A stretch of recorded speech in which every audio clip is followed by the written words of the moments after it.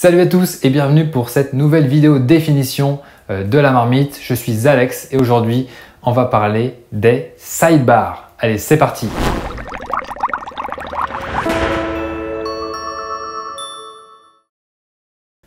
Alors, on a déjà parlé des sidebars dans une vidéo précédente, mais je tenais à faire une vidéo dessus pour vraiment faire un focus là-dessus. Et donc, la sidebar, qu'est-ce que c'est? Normalement, certains d'entre vous devraient me dire « c'est la barre latérale !» Et oui, c'est ça, c'est la barre latérale. C'est pas que, en fait, c'est pas que la barre latérale, mais c'est une barre latérale qu'on peut avoir à côté de son contenu. On peut aussi l'avoir sous son contenu. Alors là, ce serait plus une barre latérale, mais ça serait plus précisément une zone de widget de pied de page. Et en fait, on peut en avoir un peu partout selon le thème que l'on utilise. Donc, comme je vous le disais, une sidebar, c'est une zone de widget.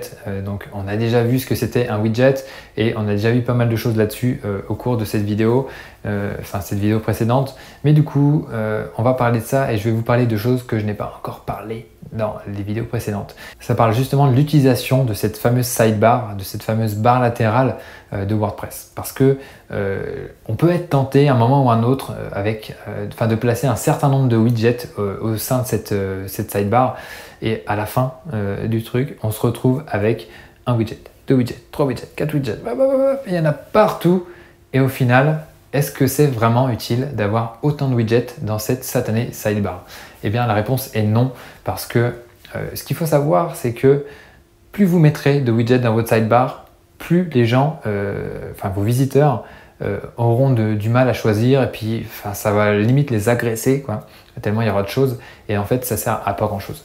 Donc l'idée vraiment, la stratégie à adopter que je vous conseille avec cette sidebar, c'est d'en mettre le moins possible et de mettre ce qui est vraiment le plus important. Par exemple, si vous allez sur la marmite, moi ce qui est le plus important, c'est que vous vous inscriviez à la newsletter du blog pour que je vous envoie mes nouveaux articles et mes nouvelles vidéos. Logique. Donc voilà, après si vous descendez en dessous cet encart, vous verrez qu'il y a d'autres choses que je propose. Mais voilà, après le but c'est pas non plus d'en mettre 3 tonnes. Pareil pour le pied de page, si vous regardez le pied de page de la marmite, j'ai pas de widget. J'ai pas trouvé ça utile d'en mettre.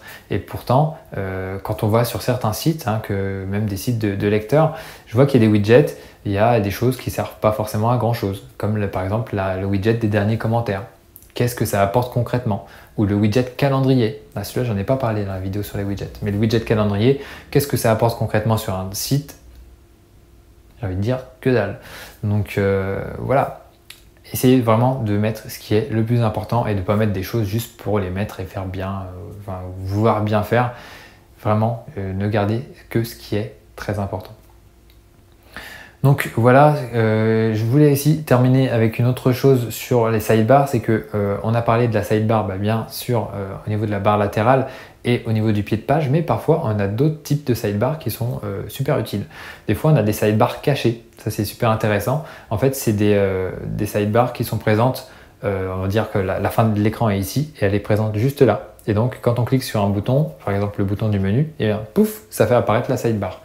Donc ça peut être aussi intéressant. Et on a aussi certains thèmes qui utilisent les sidebars pour gérer la mise en page. Alors généralement c'est pour les pages d'accueil. Sur certains thèmes on peut voir ça. Donc on peut placer après certains widgets. Par exemple un diaporama, les derniers articles, etc. Moi j'avais ça sur l'ancien thème de la marmite. C'était un thème de chez Obox Design. Vous pouvez aller jeter un œil. Et donc voilà. Voilà. Donc je pense qu'on a couvert pas mal de choses sur les sidebars. J'ai envie de dire, si vous avez envie d'en savoir plus sur WordPress et sur son utilisation, vous pouvez aller voir ce que l'on fait sur WP Chef. Donc c'est une formation WordPress en ligne avec vraiment pas mal d'exercices, pas mal de pratiques en plus de la théorie pour pouvoir se former à WordPress et l'utiliser convenablement. Donc voilà, maintenant, si ça vous intéresse, allez voir sur wpchef.fr. Et en attendant, inscrivez-vous sur la chaîne YouTube de la marmite pour recevoir les futurs épisodes. Et je vous remercie beaucoup de votre attention. Ciao!